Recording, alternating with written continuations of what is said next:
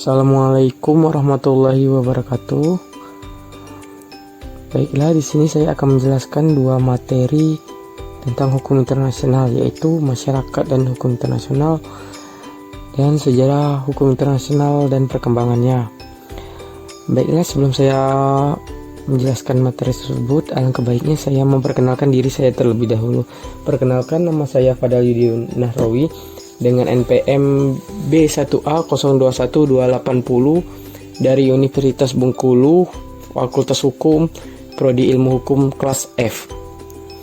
Dosen pengampu Bapak Ari Wiryadinata SHMH dan Bapak Amirzal Dr. SHM Hum.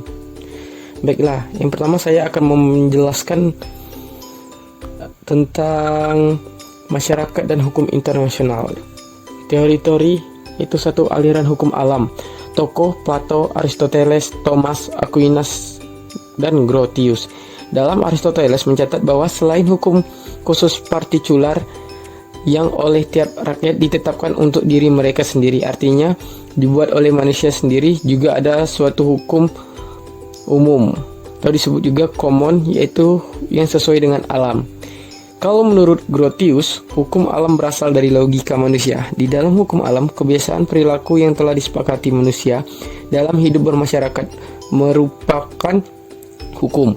Kelemahannya, logika dan perspektif manusia tidaklah sama, sehingga menimbulkan konflik akibat tabrakan perspektif tersebut.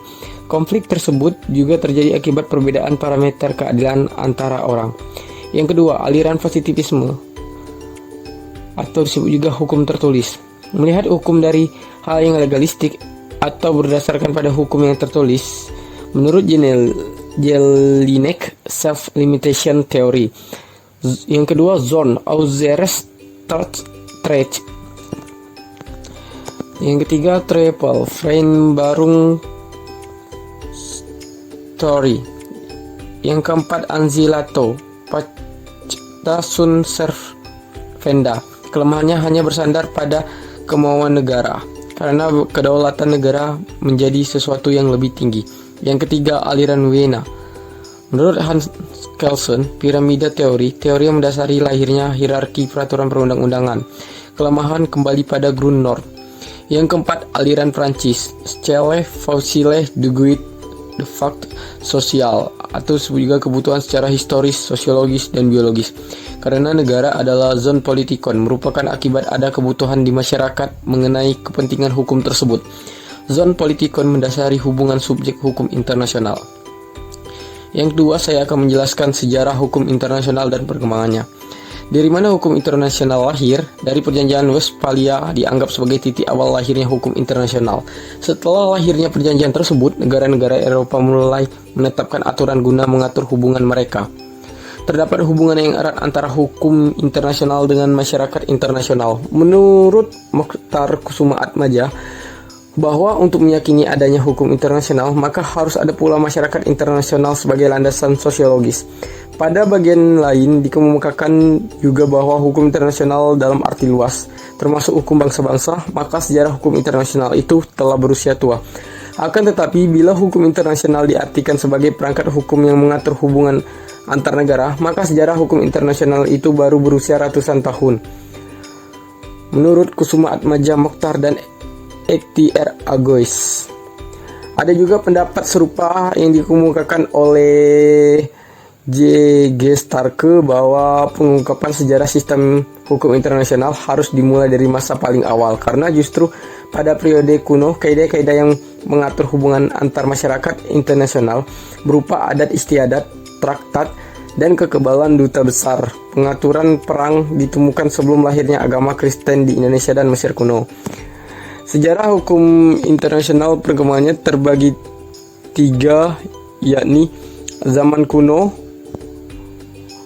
India kuno menganut undang-undang Manu yang berisi satu, kedudukan raja-raja, suku, bangsa, dan kasta.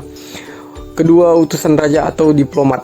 Yang ketiga, perjanjian antara raja-raja. Yang keempat, hukum perang atau kombatan dan non-kombatan. Tidak semua citizen merupakan kombatan, sehingga hanya kombatan yang boleh diserang. Non-kombatan tidak boleh menjadi objek perang.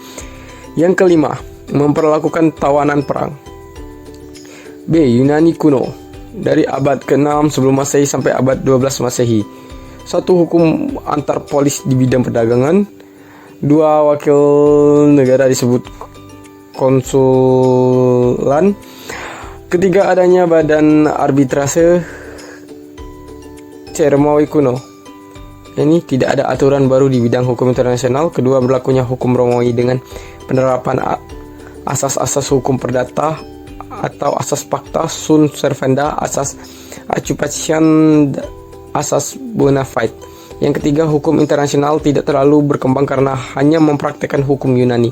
Yang kedua, abad pertengahan dari abad ke-12 hingga 1648. 1. Kekaisaran Romawi Eropa dikuasai oleh paus secara mutlak sehingga kurangnya perkembangan hukum.